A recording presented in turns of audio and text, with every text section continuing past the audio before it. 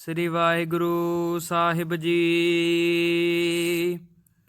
ਟੋਡੀ ਮਹੱਲਾ ਪੰਜਵਾ। ਹਰ ਬਿਸਰਤ ਸਦਾ ਖੁਆਰੀ, ਤਾਕੋ ਧੋਖਾ ਕਹਾ ਬਿਆਪੈ, ਜਾਕੋ ਹੋਟ ਤੁਮਾਰੀ। ਹਰ ਬਿਸਰਤ ਸਦਾ ਖੁਆਰੀ, ਤਾਕੋ ਧੋਖਾ ਕਹਾ ਬਿਆਪੈ, ਜਾਕੋ ਓਟ ਤੁਹਾਰੀ। ਰਹਾਉ ਬਿਨ ਸਿਮਰਨ ਜੋ ਜੀਵਨ ਬਲਨਾ, ਸਰਪ ਜੈਸੇ ਅਰ ਜਾਰੀ। ਨਵ ਖੰਡਨ ਕੋ ਰਾਜ ਕਮਾਵੈ, ਅੰਤ ਚਲੈ ਗੋਹਾਰੀ। ਗੁਣ ਨਿਧਾਨ ਗੁਣ ਤਨਹੀ ਗਾਏ, ਜਾਕੋ ਕਿਰਪਾ ਧਾਰੀ। ਸੋ ਸੁਖੀਆ ਧਨ ਉਸ ਜਨਮ, ਨਾਨਕ ਤਿਸ ਬਲਿਹਾਰੀ। ਗੁਣ ਨਿਧਾਨ ਗੁਣ ਤਨਹੀ ਗਾਏ, ਜਾਕੋ ਕਿਰਪਾ ਧਾਰੀ। ਸੋ ਸੁਖੀਆ ਧਨ ਉਸ ਜਨਮ, ਨਾਨਕ ਤਿਸ ਬਲਿਹਾਰੀ। ਵਾਹਿਗੁਰੂ ਜੀ ਕਾ ਖਾਲਸਾ, ਵਾਹਿਗੁਰੂ ਜੀ ਕੀ ਫਤਿਹ। ਪਤਿਤ ਪਾਵਨ ਕਿਰਪਾ ਨਿਧਾਨ ਭਗਤ ਵਸ਼ਲ, ਵਾਲੀਏ ਕੁਲ ਆਲਮ ਸਰਵਰੇ ਕਾਏ ਨਾਥ ਦੇ ਮਾਲਕ। ਗੁਰਗੱਦੀ ਤੇ ਬਿਰਾਜਮਾਨ ਜੁਗੋ ਜੁਗ ਅਟਲ, ਧੰਨ ਧੰਨ ਸਾਹਿਬ ਸ੍ਰੀ ਗੁਰੂ ਗ੍ਰੰਥ ਸਾਹਿਬ ਜੀ ਮਹਾਰਾਜ ਜੀ ਦੇ ਪਾਵਨ ਪਵਿੱਤਰ ਹਜ਼ੂਰੀ ਦੇ ਅੰਦਰ ਅੰਮ੍ਰਿਤ ਵੇਲੇ ਤੋਂ ਹਾਜ਼ਰੀਆਂ ਭਰ ਰਹੇ ਗੁਰੂ ਪਿਆਰੇ ਸਾਧ ਸੰਗਤ ਜੀਓ। ਅੱਜ ਦਾ ਪਾਵਨ ਪਵਿੱਤਰ ਹੁਕਮਨਾਮਾ ਪੰਜਵੇਂ ਪਾਤਸ਼ਾਹ ਸ਼ਹੀਦਾਂ ਦੇ ਸਰਤਾਜ ਧੰਨ ਧੰਨ ਗੁਰੂ ਅਰਜਨ ਦੇਵ ਜੀ ਮਹਾਰਾਜ ਸੰਗਤਾਂ ਨੂੰ ਉਪਦੇਸ਼ ਦੇ ਰਹੇ ਹਨ। ਆਪ ਜੀ ਨੇ ਕੱਲ ਦੇ ਪਾਵਨ ਪਵਿੱਤਰ ਹੁਕਮਨਾਮੇ ਦੇ ਅੰਦਰ ਸਰਵਣ ਕਰਨਾ ਕੀਤਾ ਸੀ।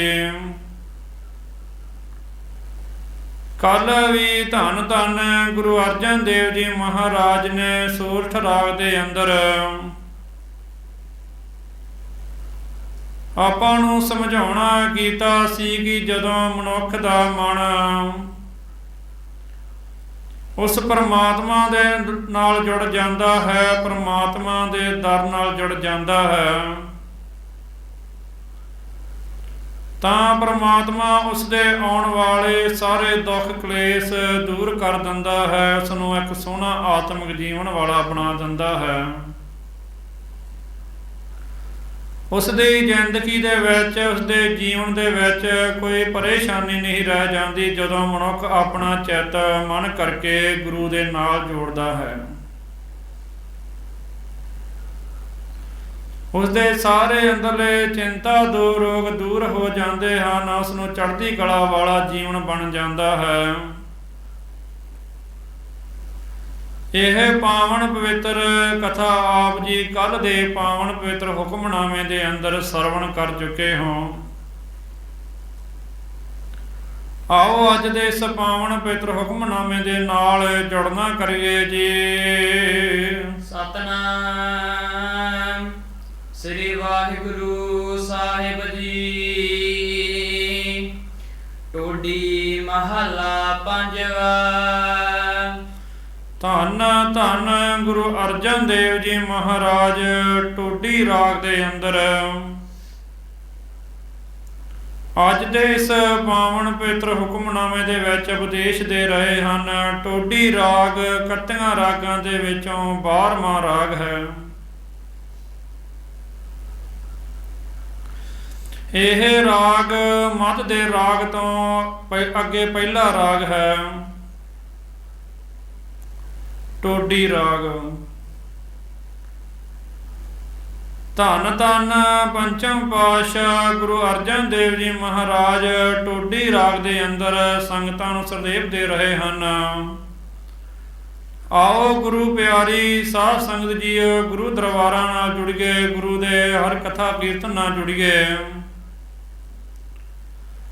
ਗੁਰੂ ਦਾ ਨਾਮ ਜਸ ਸਰਵਣ ਕਰਕੇ, ਗੁਰੂ ਦੀ ਕਥਾ ਸੁਣ ਕੇ ਆਪਣਾ ਮਨੁੱਖਾ ਜੀਵਨ ਨੂੰ ਆਤਮਿਕ ਜੀਵਨ ਸੋਹਣਾ ਜੀਵਨ ਬਣਾਉਣਾ ਕਰੀਏ ਜੀ।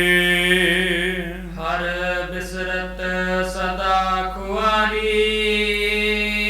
ਧੰਨ ਧੰਨ ਗੁਰੂ ਅਰਜਨ ਦੇਵ ਜੀ ਮਹਾਰਾਜ ਸੰਗਤਾਂ ਨੂੰ ਸਮਝਾ ਰਹੇ ਹਨ।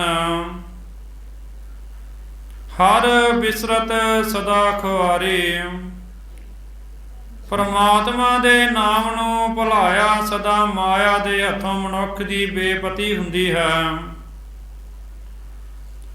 ਭਾਵ ਜਦੋਂ ਮਨੁੱਖ ਪਰਮਾਤਮਾ ਦੇ ਨਾਮ ਨੂੰ ਭੁੱਲ ਜਾਂਦਾ ਹੈ, ਪਰਮਾਤਮਾ ਦੇ ਨਾਮ ਨਾਲੋਂ ਵਿਛੜ ਜਾਂਦਾ ਹੈ, ਫਿਰ ਉਹ ਮਾਇਆ ਦੇ ਜਾਲ ਵਿੱਚ ਫਸ ਜਾਂਦਾ ਹੈ, ਮਾਇਆ ਦੇ ਹੱਥੋਂ ਚੜ ਜਾਂਦਾ ਹੈ। ਫਿਰ ਉਸ ਦੀ ਬੇਪਤੀ ਹੁੰਦੀ ਹੈ। ਬੇਪਤੀ ਦਾ ਭਾਵ ਹੁੰਦਾ ਹੈ ਬੇਇੱਜ਼ਤੀ। ਫਿਰ ਉਸ ਦੀ ਸੰਸਾਰ ਤੇ ਕੋਈ ਇੱਜ਼ਤ ਨਹੀਂ ਰਹਿ ਜਾਂਦੀ ਜਦੋਂ ਉਹ ਮਨੁੱਖ ਪਰਮਾਤਮਾ ਦਾ ਨਾਮ ਭੁੱਲ ਜਾਂਦਾ ਹੈ। ਕਿਉਂਕਿ ਜੇਕਰ ਉਸ ਦੀ ਜ਼ਿੰਦਗੀ ਵਿੱਚ, ਉਸ ਦੀ ਲਾਈਫ ਦੇ ਵਿੱਚ ਉਸ ਦਾ ਸਤਿਕਾਰ ਹੈ, ਜੇ ਉਹ ਸੋਹਣਾ ਅਤੇ ਵਧੀਆ ਜੀਵਨ ਬਤੀਤ ਕਰ ਰਿਹਾ ਹੈ ਤਾਂ ਉਸ ਪਰਮਾਤਮਾ ਦੀ ਬੰਦਗੀ ਕਰਕੇ ਹੀ ਕਰ ਰਿਹਾ, ਪਰਮਾਤਮਾ ਦੇ ਨਾਮ ਕਰਕੇ ਹੀ ਕਰ ਰਿਹਾ ਹੈ। ਸਤਿਗੁਰੂ ਸਾਹਿਬ ਜੀ ਸਮਝਾ ਰਹੇ ਹਨ, ਜੇਕਰ ਮਨੁੱਖ ਪਰਮਾਤਮਾ ਦੇ ਨਾਮ ਨੂੰ ਭੁੱਲ ਜਾਵੇ, ਪਰਮਾਤਮਾ ਦੇ ਨਾਮ ਨੂੰ ਭੁਲਾ ਦੇਵੇ ਆਪਣੇ ਮਨ ਹਿਰਦੇ ਦੇ ਵਿੱਚੋਂ, ਫਿਰ ਉਹ ਮਾਇਆ ਦੇ ਹੱਥ ਚੜ ਜਾਂਦਾ ਹੈ, ਮਾਇਆ ਦੇ ਜਾਲ ਵਿੱਚ ਫਸ ਜਾਂਦਾ ਹੈ। ਜਦੋਂ ਮਨੁੱਖ ਮਾਇਆ ਦੇ ਜਾਲ ਵਿੱਚ ਫਸ ਜਾਂਦਾ ਹੈ ਤਾਂ ਉਸ ਨੂੰ ਸਾਰੇ ਚਿੰਤਾ ਰੋਗ ਲੱਗ ਜਾਂਦੇ ਹਨ। ਕਿਉਂਕਿ ਜਿਸ ਪ੍ਰਮਾਤਮਾ ਨੇ ਉਸ ਦੀ ਰੱਖਿਆ ਕਰਨੀ ਹੈ, ਦੁੱਖ ਸੁੱਖ ਵਿੱਚ ਉਸ ਦਾ ਸਾਥ ਦੇਣਾ ਹੈ, ਪ੍ਰਮਾਤਮਾ ਫਿਰ ਉਸ ਦੀ ਬਾਂਹ ਛੱਡ ਦਿੰਦਾ ਹੈ, ਉਸ ਦਾ ਸਾਥ ਛੱਡ ਦਿੰਦਾ ਹੈ। ਨਾਮ ਤੋਂ ਬਿਨਾਂ ਮਨੁੱਖ ਦਾ ਜੀਵਨ ਅਧੂਰਾ ਰਹਿ ਜਾਂਦਾ ਹੈ। ਨਾਮ ਤੋਂ ਬਿਨਾਂ ਮਨੁੱਖ ਭਟਕਦਾ ਫਿਰਦਾ ਹੈ, ਮਨ ਨੂੰ ਤ੍ਰਿਸ਼ਨਾ ਲੱਗ ਜਾਂਦੀ ਹੈ। ਨਾਮ ਤੋਂ ਬਿਨਾਂ ਮਨੁੱਖ ਦਾ ਜੀਵਨ ਬੇਪਤੀ ਹੈ, ਬੇਇੱਜ਼ਤੀ ਹੈ।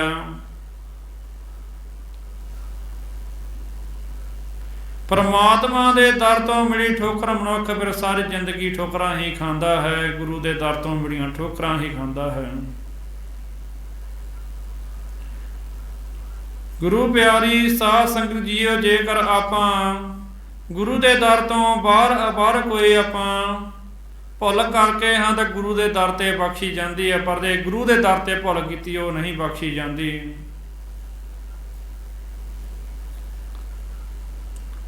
ਇਸ ਲਈ ਇਸ ਪੰਕਤੀ ਵਿੱਚ ਸਤਿਗੁਰੂ ਸਾਹਿਬ ਜੀ ਬਹੁਤ ਹੀ ਸੋਹਣੇ ਸਲੇਬ ਵਿੱਚ ਸਮਝਾ ਰਹੇ ਹਨ, ਜੇਕਰ ਮਨੁੱਖ ਦੀ ਜ਼ਿੰਦਗੀ ਦੇ ਵਿੱਚ ਨਾਮ ਬਾਣੀ ਨਹੀਂ ਹੈ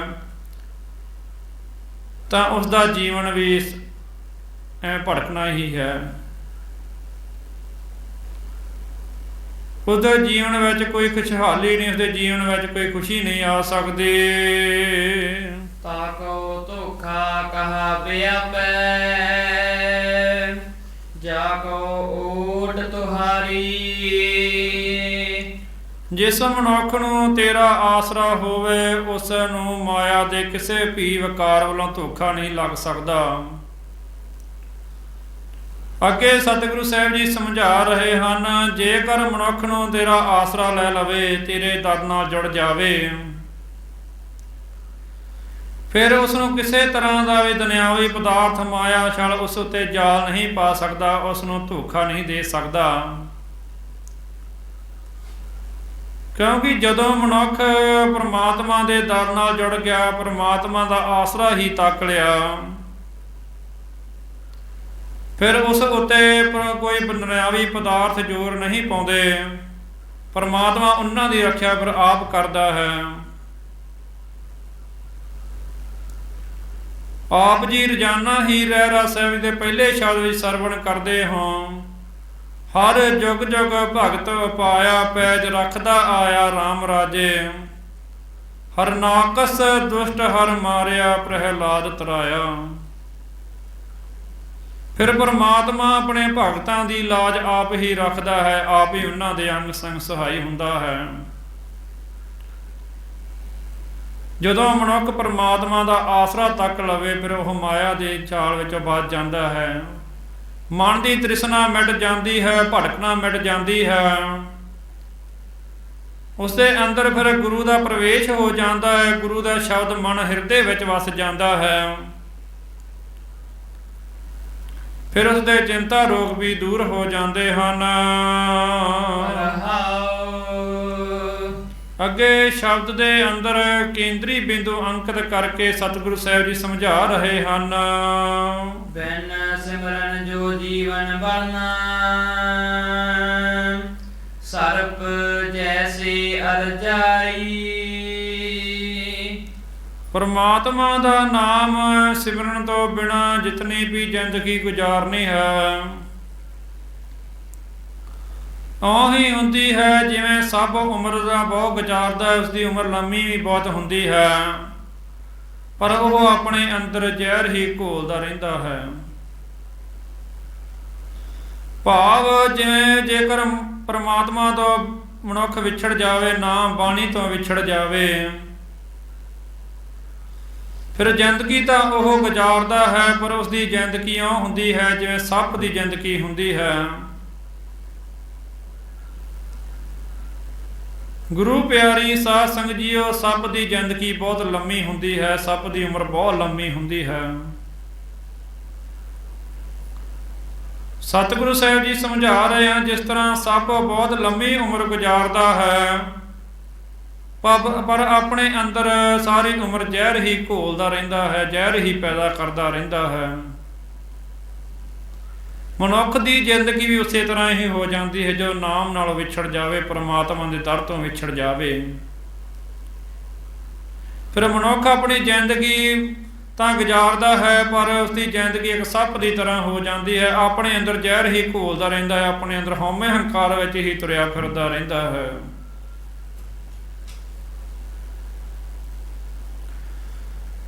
ਮਨੁੱਖ ਨੂੰ ਜਿੰਨੇ ਪਰਮਾਤਮਾ ਨੇ ਸਵਾਸ ਦਿੱਤੇ ਆ, ਉਹ ਪੂਰੇ ਕਰਕੇ ਹੀ ਜਾਂਦਾ ਹੈ,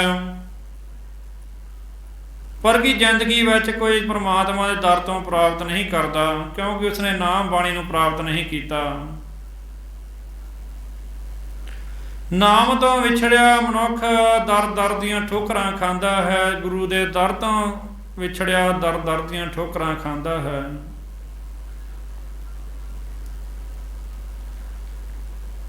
ਇੱਕ ਗੁਰੂ ਦਾ ਦਰ ਹੀ ਹੈ, ਗੁਰੂ ਦਾ ਨਾਮ ਬਾਣੀ ਹੈ, ਜਿਹੜਾ ਮਨੁੱਖ ਦੀ ਜ਼ਿੰਦਗੀ ਨੂੰ ਖੁਸ਼ਹਾਲੀ ਜੀਵਨ ਦੇ ਸਕਦਾ ਹੈ।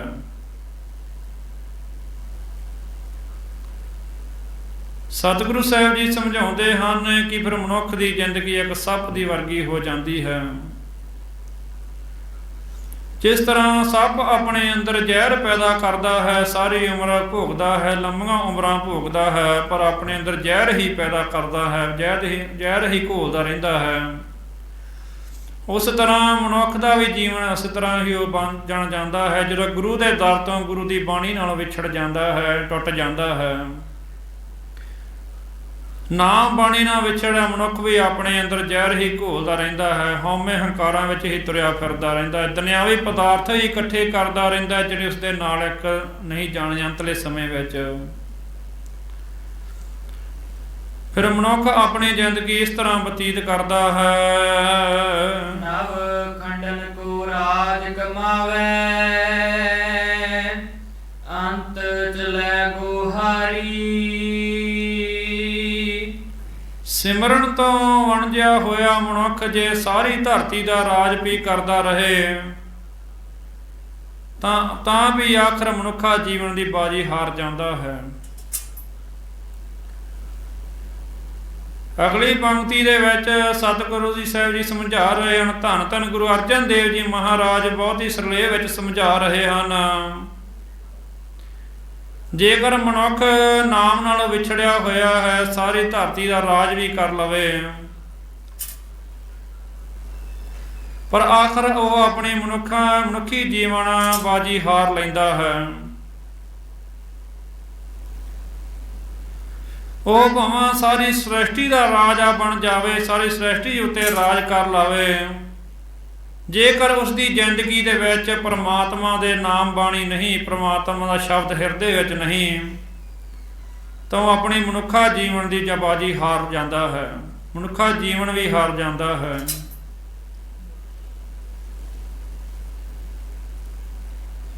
ਕਿਉਂਕਿ ਜੇਕਰ ਉਹ ਸਾਰੀ ਸ੍ਰਿਸ਼ਟੀ ਦਾ ਰਾਜ ਕਰ ਰਿਹਾ, ਤਾਂ ਰਾਜ ਦੇਣ ਵਾਲਾ ਵੀ ਉਹ ਪਰਮਾਤਮਾ ਹੈ, ਉਹ ਸਰਵ ਵਿਆਪਕ ਪਰਮਾਤਮਾ ਹੈ, ਸਿਰਜਣਹਾਰ ਹੈ। ਇੰਨੀਆਂ ਬੇਅੰਤ ਦਾਤਾਂ ਦੇਣ ਵਾਲਾ ਵੀ, ਸਾਰੀ ਸ੍ਰਿਸ਼ਟੀ ਦਾ ਰਾਜ ਦੇਣ ਵਾਲਾ ਵੀ, ਜੇਕਰ ਮਨੁੱਖ ਉਸ ਨੂੰ ਹੀ ਭੁੱਲ ਜਾਵੇ ਤਾਂ ਉਹ ਆਪਣੀ ਜ਼ਿੰਦਗੀ ਦੀ ਬਾਜੀ ਹਾਰ ਹੀ ਜਾਂਦਾ ਹੈ। ਨਾ ਬਾਣੀ ਨਾਲ ਵਿਛੜ ਕੇ ਆਪਣੀ ਜ਼ਿੰਦਗੀ ਦੀ ਬਾਜੀ ਹਾਰ ਲੈਂਦਾ ਹੈ, ਕਿਉਂਕਿ ਉਸ ਨੂੰ ਆਪਣੀ ਜ਼ਿੰਦਗੀ ਦੇ ਵਿੱਚ ਐਂ ਪ੍ਰਤੀਤ ਹੁੰਦਾ ਹੈ ਕਿ ਮੇਰੇ ਕੋਲ ਸਭ ਕੁਝ ਹੈ, ਮੇਰੇ ਕੋਲ ਧਨ ਦੌਲਤ ਹੈ, ਮੈਂ ਸਾਰੀ ਸ੍ਰਿਸ਼ਟੀ ਦਾ ਰਾਜਾ ਹਾਂ, ਮੈਂ ਸਾਰੀ ਸ੍ਰਿਸ਼ਟੀ ਉੱਤੇ ਆਪਣਾ ਹੁਕਮ ਚਲਾਉਂਦਾ ਹਾਂ।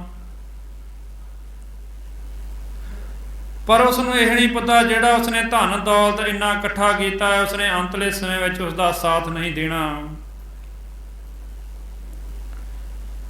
ਜਿਹੜੇ ਪਰਮਾਤਮਾ ਨੇ, ਜਿਹੜੀ ਬਾਣੀ ਨੇ ਉਸਦਾ ਅੰਤਲੇ ਸਮੇਂ ਵਿੱਚ ਸਾਥ ਦੇਣਾ ਸੀ, ਉਸ ਨੂੰ ਤਾਂ ਉਸਨੇ ਸਿਮਰਿਆ ਨਹੀਂ। ਜੇਕਰ ਉਹ ਧਰਤੀ ਉੱਤੇ ਸੁੱਖ ਪਾ ਰਿਹਾ, ਸ੍ਰਿਸ਼ਟੀ ਉੱਤੇ ਸੁੱਖ ਪਾ ਰਿਹਾ, ਤਾਂ ਉਹ ਪਰਮਾਤਮਾ ਦੀ ਦੇਣ ਹੈ।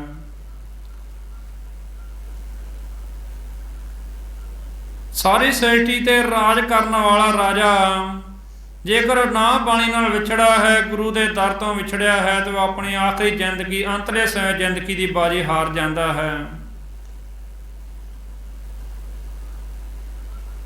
ਕਿਉਂਕਿ ਨਾ ਬਾਣੀ ਨੂੰ ਕਦੇ ਵੀ ਦੁਨਿਆਵੀ ਪਦਾਰਥਾਂ ਨਾਲ ਨਹੀਂ ਖਰੀਦਿਆ ਜਾ ਸਕਦਾ। ਜੇਕਰ ਨਾ ਬਾਣੀ ਨੂੰ ਪ੍ਰਾਪਤ ਕਰਨਾ ਹੈ ਤਾਂ ਗੁਰੂ ਦੇ ਦਰ ਤੇ ਸੰਗਤ ਕਰਕੇ, ਸੇਵਾ ਕਰਕੇ ਹੀ ਪ੍ਰਾਪਤ ਹੋ ਸਕਦੀ ਹੈ। ਇਸ ਲਈ ਉਸ ਨੂੰ ਜਾਪਦਾ ਹੈ ਕਿ ਮੈਂ ਐਡਾ ਧਨਾੜ ਹਾਂ, ਐਡਾ ਤਕੜਾ ਰਾਜਾ ਹਾਂ, ਮੇਰੇ ਕੋਲ ਇੰਨੀ ਧਨ ਦੌਲਤ ਹੈ, ਮੇਰੇ ਕੋਲ ਸਭ ਕੁਝ ਹੈ, ਮੈਨੂੰ ਕਿਸੇ ਚੀਜ਼ ਦੀ ਤੋੜ ਨਹੀਂ। ਪਰ ਜਦੋਂ ਉਸ ਦਾ ਅੰਤਲਾ ਸਮਾਂ ਆਉਂਦਾ ਹੈ ਤਾਂ ਫਿਰ ਉਹ ਜ਼ਿੰਦਗੀ ਵਿੱਚ ਹਾਏ ਹਾਏ ਕਰਦਾ ਹੈ। ਫਿਰ ਉਸ ਨੂੰ ਅਨੇਕ ਦੁੱਖ ਰੋਗ ਘੇਰ ਲੈਂਦੇ ਹਨ।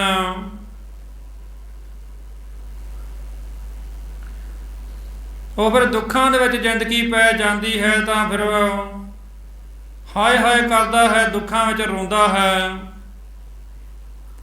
ਆਖਰ ਫਿਰ ਆਪਣੇ ਸਵਾਸ ਛੱਡ ਦਿੰਦਾ ਹੈ, ਆਪਣੇ ਪ੍ਰਾਣ ਛੱਡ ਜਾਂਦਾ ਹੈ। ਅੰਤਲੇ ਸਮੇਂ ਵਿੱਚ ਉਸਨੇ ਨਾ ਬਾਣੀ ਵੀ ਨਹੀਂ ਜਪਿਆ, ਫਿਰ ਜਮਾਂ ਹੀ ਖਾਲੀ ਹੱਥੀ ਤੁਰ ਜਾਂਦਾ ਹੈ।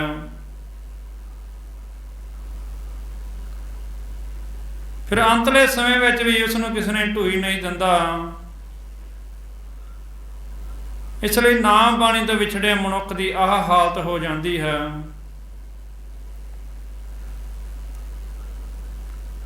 ਨਾ ਬਾਣੀ ਤੋਂ ਵਿਛੜਿਆ ਮਨੁੱਖ ਫਿਰ ਆਖਰੀ ਜ਼ਿੰਦਗੀ ਦੀ ਬਾਜੀ ਹਾਰ ਕੇ ਹੀ ਜਾਂਦਾ ਹੈ। ਗੁਣ ਨਿਧਾਨ ਗੁਣ ਤਨਹੀ ਗਾਏ, ਜਾ ਕੋ ਕਿਰਪਾ ਧਾਰੀ।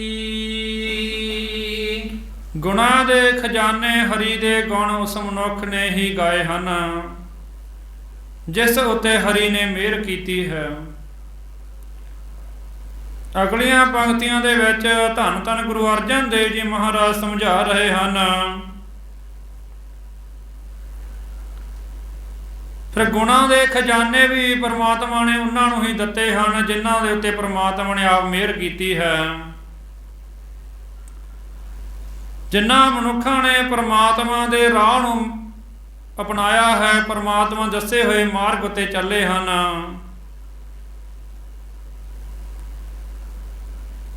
ਪਰਮਾਤਮਾ ਦੇ ਦਰ ਤੇ, ਅਕਾਲ ਪੁਰਖ ਦੇ ਦਰ ਤੇ ਆਏ ਹਨ, ਆ ਕੇ ਪਰਮਾਤਮਾ ਸ਼ੁਕਰਾਨਾ ਕੀਤਾ ਹੈ, ਉਸਦੀ ਰਜ਼ਾ ਨੂੰ ਮੰਨਿਆ ਹੈ ਤੇ ਭਾਣੇ ਨੂੰ ਮੰਨਿਆ ਹੈ।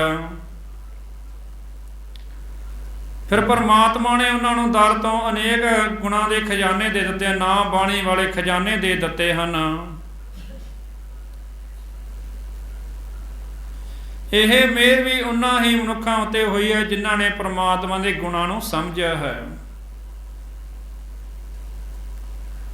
ਪਰਮਾਤਮਾ ਦੇ ਨਾਮ ਬਾਣੀ ਨੂੰ ਸਮਝਿਆ ਹੈ, ਪਰਮਾਤਮਾ ਦੱਸੀ ਹੋਈ ਗੱਲ ਨੂੰ ਮੰਨਿਆ ਹੈ, ਉਹਨਾਂ ਦੇ ਮਾਰਗ ਉੱਤੇ ਚੱਲੇ ਹਨ।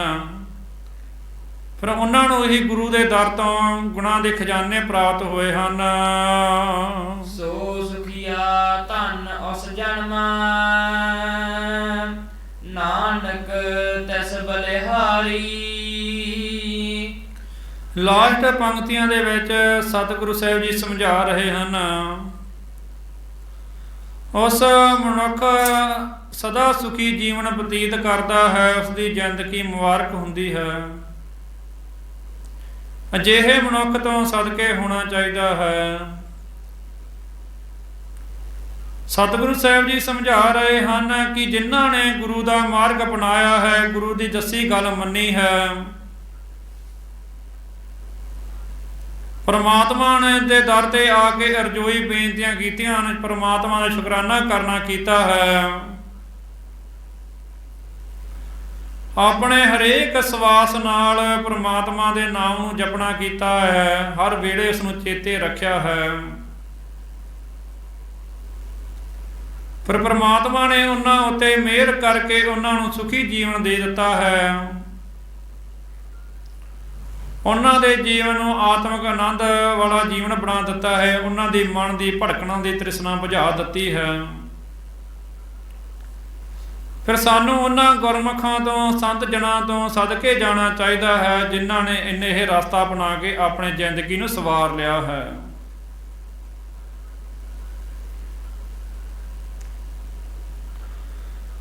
ਉਸ ਮਨੁੱਖ ਨੇ ਸਦਕੇ ਜਾਂਦੇ ਹਾਂ ਕਿ ਜਿਨ੍ਹਾਂ ਨੇ ਪਰਮਾਤਮਾ ਦੀ ਦੱਸੀ ਗੱਲ ਮੰਨੀ, ਪਰਮਾਤਮਾ ਦੇ ਰਾਹ ਉੱਤੇ ਤੁਰ ਕੇ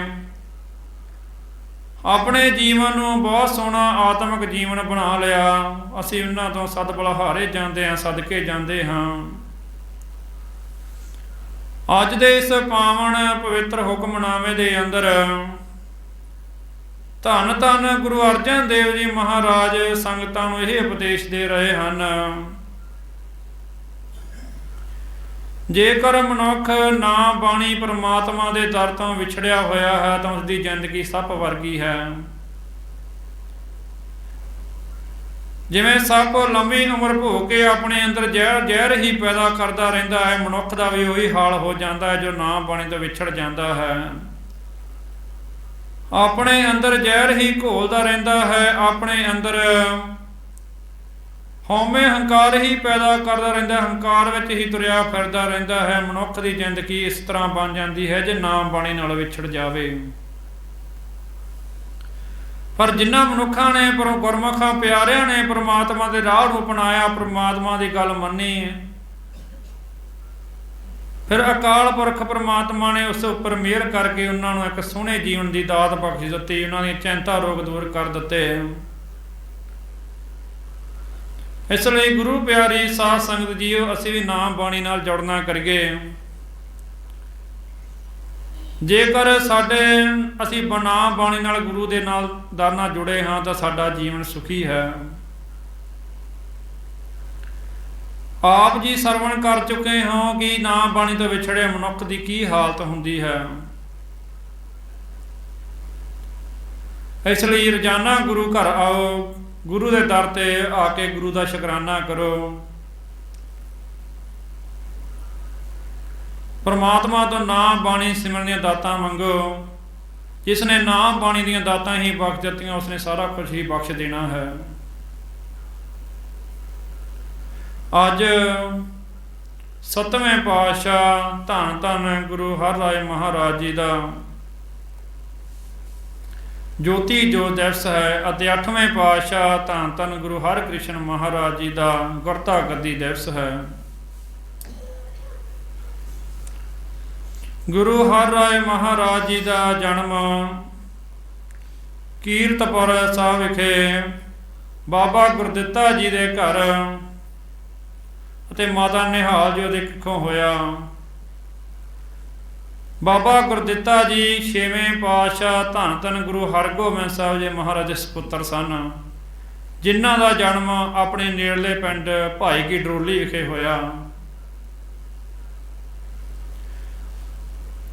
ਜਿੱਥੇ ਅੱਜ ਗੁਰਦੁਆਰਾ ਬਾਬਾ ਗੁਰਦਿੱਤਾ ਜੀ ਸਥਾਪਿਤ ਹੈ। ਆਪ ਜੀ ਗੁਰੂ ਨਾਨਕ ਪਾਤਸ਼ਾਹ ਮਹਾਰਾਜ ਜੀ ਦੇ 7ਵੇਂ ਪਾਤਸ਼ਾਹ ਹੋਏ ਸਨ। ਗੁਰੂ ਨਾਨਕ ਦੀ ਗੱਦੀ ਦੇ 7ਵੇਂ ਵਾਰਸ ਹੋਏ ਸਨ। ਕੀਰਤਪੁਰ ਵਿਖੇ ਆਪ ਸਤਿਗੁਰਾਂ ਦਾ ਜੋਤੀ ਜੋਤ ਸਮਾਏ ਸਨ ਅਤੇ ਕੀਰਤਪੁਰ ਵਿਖੇ ਹੀ ਸ਼੍ਰੀ ਹਰਿਕ੍ਰਿਸ਼ਨ ਮਹਾਰਾਜ ਨੂੰ ਗੁਰਤਾ ਗੱਦੀ ਦਿੱਤੀ। ਸ਼੍ਰੀ ਗੁਰੂ ਹਰਿਕ੍ਰਿਸ਼ਨ ਮਹਾਰਾਜ ਜੀ ਦਾ ਜਨਮ ਕੀਰਤਪੁਰ ਵਿਖੇ ਹੋਇਆ ਤੇ ਗੁਰੂ ਹਰਿ ਰਾਏ ਮਹਾਰਾਜ ਜੀ ਦੇ ਪਿਤਾ ਗੁਰੂ ਹਰਿ ਰਾਏ ਜੀ ਦੇ ਘਰ ਅਤੇ ਮਾਤਾ ਕ੍ਰਿਸ਼ਨ ਕੌਰ ਜੀ ਦੇ ਕੁੱਖੋਂ ਹੋਇਆ ਸੀ। ਸਾਰਿਆਂ ਪਾਤਸ਼ਾਹਾਂ ਨਾਲੋਂ ਬਾਲ ਗੁਰੂ ਗੁਰੂ ਹਰਿਕ੍ਰਿਸ਼ਨ ਮਹਾਰਾਜ ਨੂੰ ਕਿਹਾ ਜਾਂਦਾ ਹੈ ਕਿ ਜਿਨ੍ਹਾਂ ਨੇ 8 ਸਾਲ ਦੀ ਉਮਰ ਵਿੱਚ ਚੋਲਾ ਛੱਡ ਦਿੱਤਾ ਸੀ ਦਿੱਲੀ ਵਿਖੇ। ਜਦੋਂ ਹਰਿਕ੍ਰਿਸ਼ਨ ਮਹਾਰਾਜ ਜੀ ਗੁਰਤਾ ਗੱਦੀ ਉੱਤੇ ਸਨ, ਉਸ ਸਮੇਂ ਦਿੱਲੀ ਵਿੱਚ ਇੱਕ ਬਹੁਤ ਹੀ ਭਿਆਨਕ ਬਿਮਾਰੀ ਪੈਦਾ ਹੋ ਗਈ, ਜਿਸ ਨੂੰ ਚੇਚਕ ਦੀ ਬਿਮਾਰੀ ਕਿਹਾ ਜਾਂਦਾ ਹੈ। ਸੰਗਤਾਂ ਨੇ ਆ ਕੇ, ਦਿੱਲੀ ਦੀਆਂ ਸਰਬੱਤ ਹੀ ਸੰਗਤਾਂ ਨੇ ਆ ਕੇ ਧੰਨ ਧੰਨ ਗੁਰੂ ਹਰਿਕ੍ਰਿਸ਼ਨ ਮਹਾਰਾਜ ਜੀ ਨੂੰ ਬੇਨਤੀ ਕੀਤੀ, ਮਹਾਰਾਜ ਸਾਨੂੰ ਇਸ ਬਿਮਾਰੀ ਤੋਂ ਬਚਾਓ, ਸਾਨੂੰ ਇਸ ਬਾਣੀ ਤੋਂ ਛੁਟਕਾਰਾ ਪਵਾਓ। ਤਾਂ ਗੁਰੂ ਸਾਹਿਬ ਜੀ ਨੇ ਸਰਬੱਤ ਹੀ ਸੰਗਤਾਂ ਦਾ ਭਲਾ ਕੀਤਾ ਤੇ ਸਾਰੀ ਬਿਮਾਰੀ ਦਾ ਭਾਰ ਆਪਣੇ ਸਿਰ ਉੱਪਰ ਲੈ ਲਿਆ। ਸ਼੍ਰੀ ਹਰਿਕ੍ਰਿਸ਼ਨ ਧਿਆਈਐ ਜਿਸ ਡਿਠੇ ਸਭ ਦੁੱਖ ਜਾਏ। ਫਿਰ ਦਿੱਲੀ ਦੇ ਵਿੱਚ ਸਤਿਗੁਰਾਂ ਨੂੰ ਚੇਚਕ ਦੀ ਬਿਮਾਰੀ ਹੋਣ ਕਰਕੇ 8 ਸਾਲ ਦੀ ਉਮਰ ਵਿੱਚ ਚੋਲਾ ਛੱਡ ਦਿੱਤਾ। ਸਾਰਿਆਂ ਨਾਲੋਂ ਬਾਲ ਗੁਰੂ ਹੋਏ ਹਨ ਧੰਨ ਧੰਨ ਸ੍ਰੀ ਗੁਰੂ ਹਰਿਕ੍ਰਿਸ਼ਨ ਮਹਾਰਾਜ ਜੀ, ਜਿਨ੍ਹਾਂ ਦਾ ਆਪਾਂ ਰੋਜ਼ਾਨਾ ਹੀ ਅਰਦਾਸ ਵਿੱਚ ਸ਼ਬਦ ਪੜ੍ਹਦੇ ਹਾਂ, ਸ਼੍ਰੀ ਹਰਿਕ੍ਰਿਸ਼ਨ ਧਿਆਈਐ ਜਿਸ ਡਿਠੇ ਸਭ ਦੁੱਖ ਜਾਏ। ਜਿੱਥੇ ਅੱਜ ਦਿੱਲੀ ਵਿੱਚ ਗੁਰਦੁਆਰਾ ਬੰਗਲਾ ਸਾਹਿਬ ਹੈ, ਉਸ ਜਗ੍ਹਾ ਤੇ ਸ੍ਰੀ ਗੁਰੂ ਹਰਿਕ੍ਰਿਸ਼ਨ ਮਹਾਰਾਜ ਜੀ ਨੇ ਚੋਲਾ ਛੱਡਿਆ ਸੀ, ਜੋਤੀ ਜੋਤ ਸਮਾਏ ਸਨ। ਧੰਨ ਧੰਨ ਗੁਰੂ ਹਰਿ ਰਾਏ ਮਹਾਰਾਜ ਜੀ ਦੇ ਜੋਤੀ ਜੋਤ ਦਰਸ਼ਨਾਂ ਆਪ ਸਰਬੱਤ ਹੀ ਸੰਗਤਾਂ ਨੂੰ ਕੋਟਨ ਕੋਟ ਪ੍ਰਣਾਮ ਅਤੇ ਧੰਨ ਧੰਨ ਗੁਰੂ ਹਰਿਕ੍ਰਿਸ਼ਨ ਮਹਾਰਾਜ ਜੀ ਦੇ ਗੁਰਤਾ ਗੱਦੀ ਦਰਸ਼ਨਾਂ ਆਪ ਸਰਬੱਤ ਹੀ ਸੰਗਤਾਂ ਨੂੰ ਲੱਖ ਲੱਖ ਵਧਾਈਆਂ ਹੋਣ। ਸਤਿਗੁਰੂ ਸਾਹਿਬ ਜੀ ਕਿਰਪਾ ਕਰਨ, ਸਾਨੂੰ ਵੀ ਦੱਸੇ ਹੋਏ ਮਾਰਗ ਅਨੁਸਾਰ ਜੀਵਨ ਬਤੀਤ ਕਰਨ ਦੀਆਂ ਦਾਤਾਂ ਬਖਸ਼ਿਸ਼ ਕਰਨ, ਬਾਣੀ ਦੇ ਧਾਰਨੀ ਬਣਾਉਣ, ਸਾਡਾ ਵੀ ਆਉਣ ਵਾਲਾ ਸਮਾਂ ਸਹਾਈ ਹੋ ਸਕੇ, ਅਸੀਂ ਵੀ ਗੁਰੂ ਦੇ ਦਰ ਨਾਲ ਜੁੜ ਕੇ ਗੁਰੂ ਦੀਆਂ ਖੁਸ਼ੀਆਂ ਪ੍ਰਾਪਤ ਕਰ ਸਕੀਏ। ਨਾਮ ਬਾਣੀ ਨੂੰ ਆਪਣੇ ਹਿਰਦੇ ਵਿੱਚ ਵਸਾ ਕੇ ਗੁਰੂ ਦਾ ਸ਼ੁਕਰਾਨਾ ਕਰੀਏ, ਤਾਂ ਜੋ ਸਾਡੀ ਵੀ ਮਨ ਦੀ ਤ੍ਰਿਸ਼ਨਾ ਭਟਕਣਾ ਖਤਮ ਹੋ ਸਕੇ। ਪਰਮਾਤਮਾ ਸਾਨੂੰ ਦਰ ਤੇ ਖੁਸ਼ੀਆਂ ਪ੍ਰਾਪਤ ਦੇਣ। ਆਓ ਲਾਸਟ ਪੰਕਤੀਆਂ ਦਾ ਪਾਠ ਸਰਵਣ ਕਰੀਏ ਜੀ। ਗੁਣ ਨਿਧਾਨ ਗੁਣ ਤਨਹੀ ਗਾਏ, ਜਾ ਕੋ ਕਿਰਪਾ ਧਾਰੀ। ਸੋ ਸੁਖੀਆ ਧਨ ਉਸ ਜਨਮ, ਨਾਨਕ ਤਿਸ ਬਲਿਹਾਰੀ। ਵਾਹਿਗੁਰੂ ਜੀ ਕਾ ਖਾਲਸਾ, ਵਾਹਿਗੁਰੂ ਜੀ ਕੀ ਫਤਿਹ। ਹੇ ਅਚਤ ਹੈ ਪਾਰ ਬ੍ਰਹਮਾ, ਆਪਣਾ ਸੀ ਅਗਨਾਸ। ਹੇ ਪੂਰਨ ਹੈ ਸਰਬ ਮੈਂ, ਦੁਖ ਭੰਜਨ ਗੁਣਤਾਸ। ਹੇ ਸੰਗੀ ਹੈ ਨਿਰੰਕਾਰ, ਹੇ ਨਿਰਗੁਣ ਸਭ ਟੇਕ। ਹੇ ਗੋਬਿੰਦ ਹੈ ਗੁਣ ਦਾਨ, ਜਾ ਕੇ ਸਦਾ ਵਿਵੇਕ। ਹੇ ਅਪਰੰਪਰ ਹਰ ਹਰੇ, ਹੈ ਵੀ ਹੋਵਣ ਹਾਰ। ਹੇ ਸੰਤ ਹੈ ਕੇ ਸਦਾ ਸੰਗ, ਨਦਾਰਾ ਕਰਹੁ ਦਾਸਰ ਮੈਂ ਨਿਰਗੁਣ ਕੋ ਨਹੀਂ ਕੋਏ ਨਾਨਕ ਦੀਜੇ ਨਾਮ ਦਾਨ ਰਾਖਿਏ ਪਰੋਏ ਹੇ ਠਾਕਰ ਦਾਸਰ ਮੈਂ ਨਿਰਗੁਣ ਕੋ ਨਹੀਂ ਕੋਏ ਨਾਨਕ ਦੀਜੇ ਨਾਮ ਦਾਨ ਰਾਖਿਏ ਪਰੋਏ। ਵਾਹਿਗੁਰੂ ਜੀ ਕਾ ਖਾਲਸਾ ਵਾਹਿਗੁਰੂ ਜੀ ਕੀ ਫਤਿਹ। ਆਪ ਸਰਬੱਤ ਹੀ ਸੰਗਤ ਬਖਸ਼ਣ ਯੋਗ ਹੈ, ਗੁਰੂ ਸਾਹਿਬ ਬਖਸ਼ਣ ਯੋਗ ਹੈ। ਅੱਗੇ ਤੋਂ ਅਸੀਸ ਬਖਸ਼ਣੀ, ਸ਼ੁੱਧ ਗੁਰਬਾਣੀ ਦੀਆਂ ਕਥਾ ਵਿਚਾਰਾਂ ਕਰਨੀਆਂ, ਦਾਤਾਂ ਬਖਸ਼ਿਸ਼ ਕਰਨੀਆਂ। ਕੋਟਣ ਕੋਟ ਸ਼ੁਕਰਾਨਾ ਧੰਨ ਧੰਨ ਸਾਹਿਬ ਸ੍ਰੀ ਗੁਰੂ ਗ੍ਰੰਥ ਸਾਹਿਬ ਜੀ ਮਹਾਰਾਜ ਜੀ ਦਾ, ਜਿਨ੍ਹਾਂ ਨੇ ਅੰਮ੍ਰਿਤ ਵੇਲੇ ਤੋਂ ਖੁੱਲੇ ਦਰਸ਼ਨ ਦਿਦਾਰੇ ਬਖਸ਼ਿਸ਼ ਕੀਤੇ। ਕੋਟਣ ਕੋਟ ਧੰਨਵਾਦ ਦਰ ਆਈਆਂ ਸੰਗਤਾਂ ਦਾ, ਜਿਨ੍ਹਾਂ ਨੇ ਅੰਮ੍ਰਿਤ ਵੇਲੇ ਤੋਂ ਗੁਰੂ ਘਰ ਵਿਖੇ ਹਾਜ਼ਰੀਆਂ ਭਰੀਆਂ। ਸਤਿਗੁਰੂ ਸਾਹਿਬ ਜੀ ਕਿਰਪਾ ਕਰਨ ਸਰਬੱਤ ਹੀ ਸੰਗਤਾਂ ਦੇ ਸਿਰ ਤੇ ਮਿਹਰਾਂ ਭਰਿਆ ਹੱਥ ਰੱਖਣਾ। ਦਰੋਂ ਘਰੋਂ ਗੁਰਸਿੱਖੀ ਨਾਮ ਦਾਨ ਦੇ ਉਰੋਗਤਾ ਤੰਦਰੁਸਤੀ ਦੀਆਂ ਦਾਤਾਂ ਬਖਸ਼ਿਸ਼ ਕਰਨਾ।